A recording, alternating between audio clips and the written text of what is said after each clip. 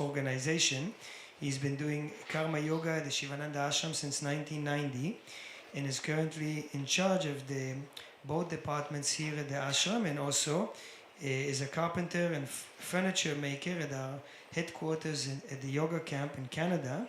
Vasishtha works also for the Siddha Yoga Foundation as a Sanskrit translator. Vasishtha previously worked for the Mukta Bodha Ideological Research Institute, where he developed the world's largest digital library of Sanskrit manuscripts.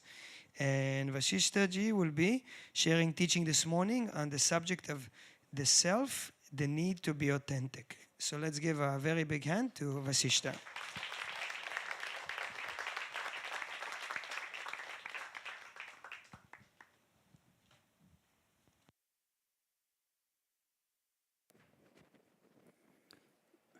Okay, how's that? How's the volume? It's good? A little up? Okay. So, we only have a certain amount of time and a few opportunities to fulfill ourselves in this life. Eventually, everything we cling to will disappear. So knowing this, what is the most important thing for us to do in this life? Is it money? Is it success? Is it being popular? Is it defeating our rivals?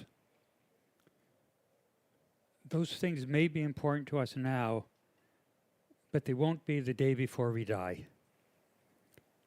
Then we'll be thinking about who we loved and who loved us.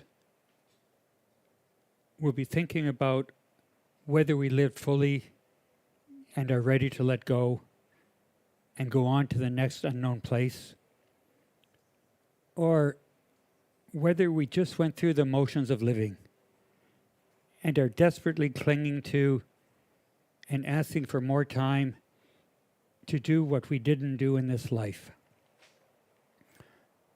The most important thing will be the regrets we feel before we die.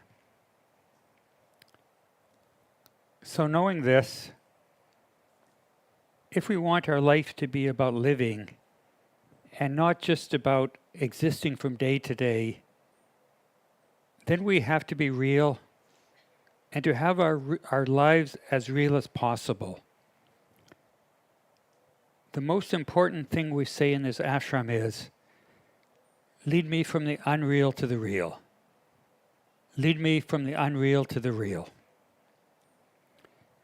The tragedy isn't that we are all going to die someday.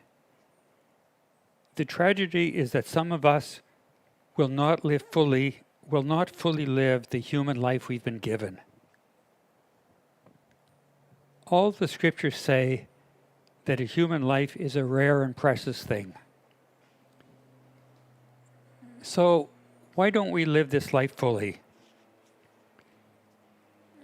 We don't live this life fully because we have lost contact with who we are. We've lost contact with who we are, not just at the ultimate level, but also who we are as human beings.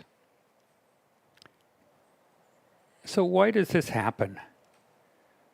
Why have we lost contact with who we are as human beings? Why have we lost contact with our own selves? From an early age, we were taught by our parents how to act, how to behave. We were also taught by the world at a very young age to act differently with different people. So we acted one way with our friends, another way with our family, another way with our teachers, another way with strangers, and another way with those who we considered our enemies. And as we got older, we learned more consciously to be actors. Mainly, we learned to be nice to people from whom we wanted something. And people read books and take courses on how to do this better. But it's really just marketing. Not marketing soap and shirts, but marketing ourselves. Same concept, different product. We learn to act one way with our bosses, and another way with our colleagues, and another way with people who worked for us. In other words, we acted differently with people who had some power over us, and differently with people we had power over, and differently with people we considered our equals. We learned to act one way with people we looked up to, another way with people we considered our equals, and another way with people we looked down on. In other words, we learned about status and how to act towards that perceived status of others. And as we learned this behavior, the so-called good social skills, which are really just acting skills, it's no wonder we lost touch with who we are. We came to believe that all the different roles we played were who we really were. It's how we defined ourselves and how we defined others. So inevitably, we became distanced from ourselves, and we became distanced from others.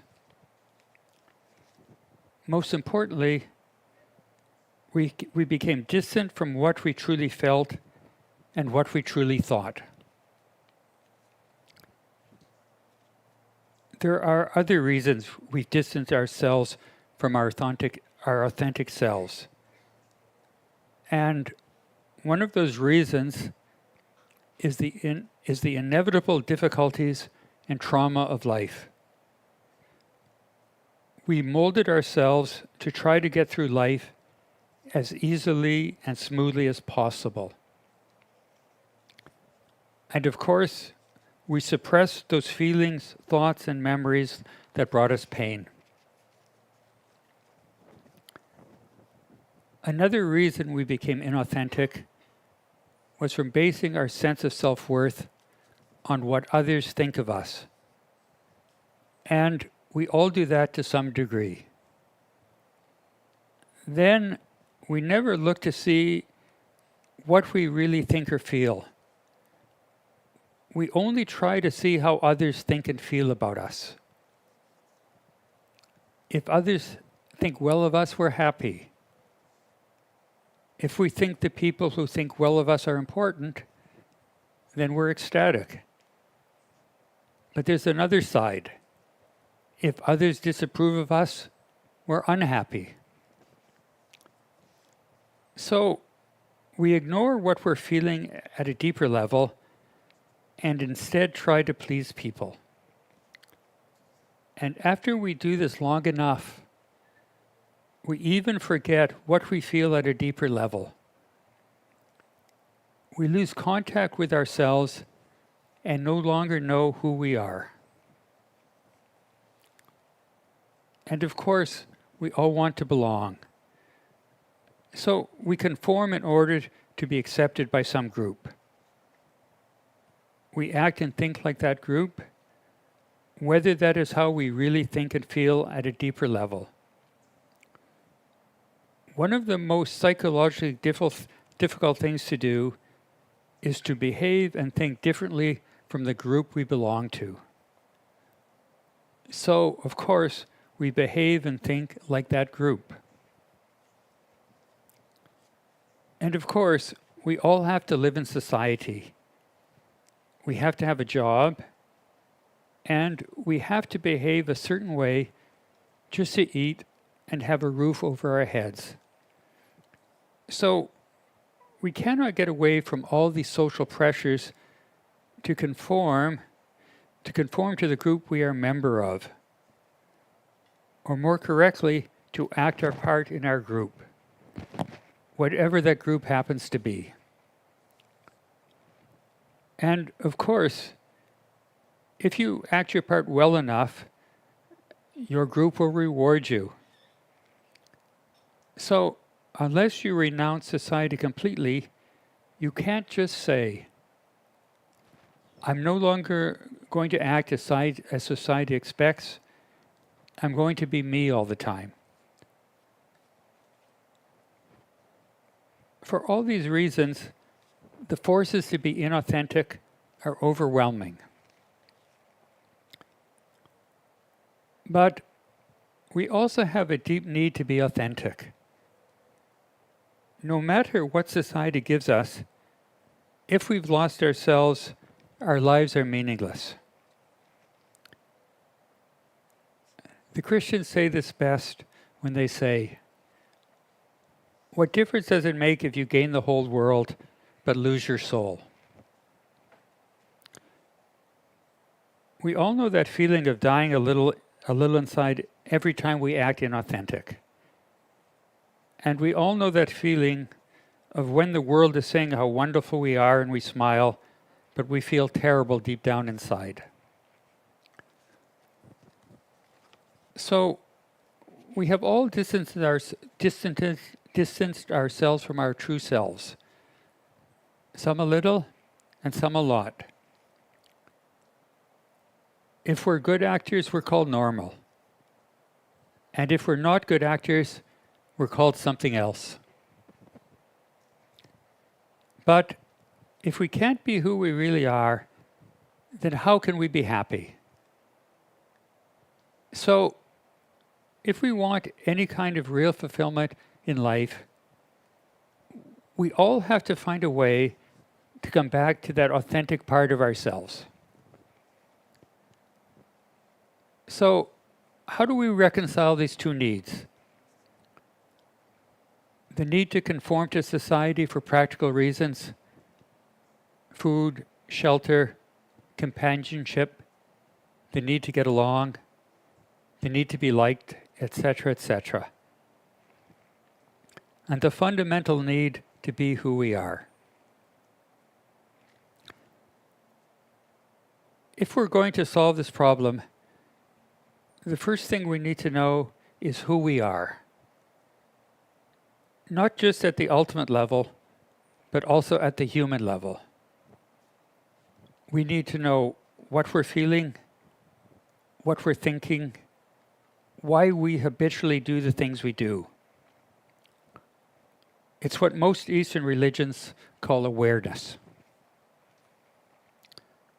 And of course, the tool to do this is meditation. As the mind becomes stiller through meditation, through looking inside, we see more clearly what we're feeling, what we're thinking, what's influencing us, what's habitual, what's become ingrained in us, etc., etc. So, by looking within through meditation, we gain the self-knowledge about ourselves that we have lost contact with. Or more correctly, that we have suppressed for so many years. So, this looking within, this self-honesty takes courage. To bring into the light of day what we've hidden from that light for so long. But if we somehow find the courage to look within without deluding ourselves, to look at ourselves clearly, the good and the bad, the real and the fake, then when we see ourselves clearer, and as we understand ourselves better, we naturally act more authentic.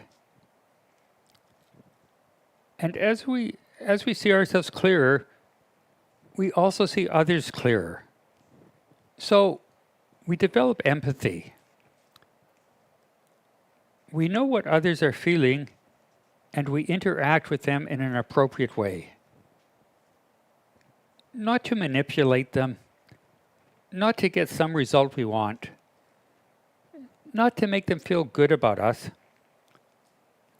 but because we understand that they are like us and we are like them. So we naturally act in an appropriate way that connects us to them. Remember, we're drawn to people not because they are perfect, but because of their humanity, because of the faults that make them human.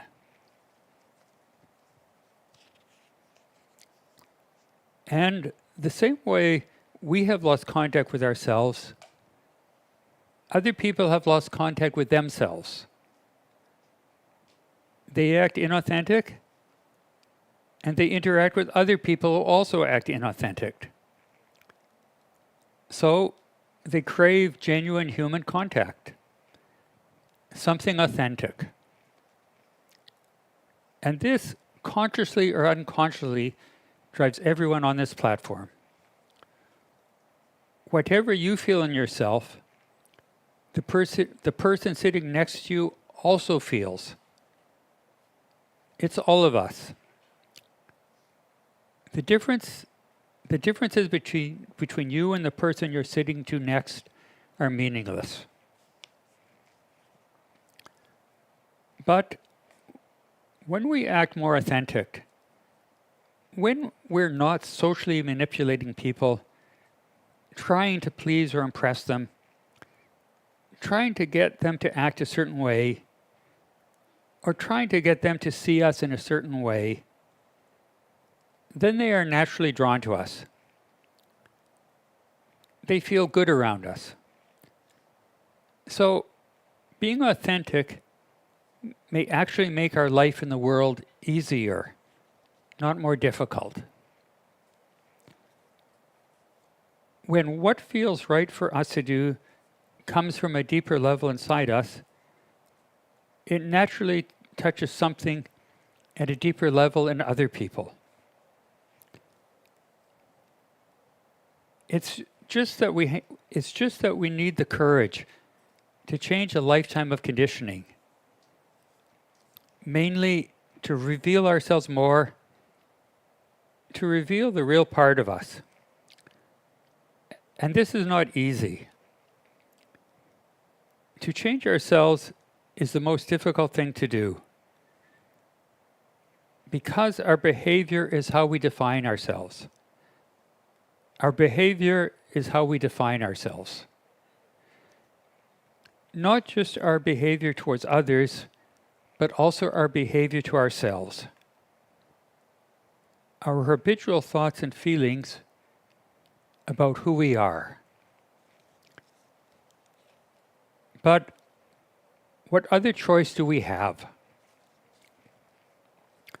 Most of us have come to this ashram because we found life in the world and with ourselves intolerable at some level. Who hasn't said at one time, I can't live with myself anymore? We all want something better, something deeper, something more real. Since everything we do and think is driven by our conditioning, the only thing that we can do that isn't colored by our conditioning is to just stop. To just stop and to look inside honestly. In other words, to meditate. It's just that we think that that's something more real, that something we're all looking for can't be ourselves. But perhaps we're wrong. Perhaps that something we're looking for is not something far away, not something complicated and theoretical, but just ourselves, how we truly are. So let us all find that courage to look within, and may that lead us from the unreal to the real. But even if that looking within doesn't make our lives easier or cure our psychological problems, at least then we'll be living with a little more dignity, without pretense, just being ourselves. So let us not gain the whole world, but lose our souls. Om Namah Shivaya. Thank you.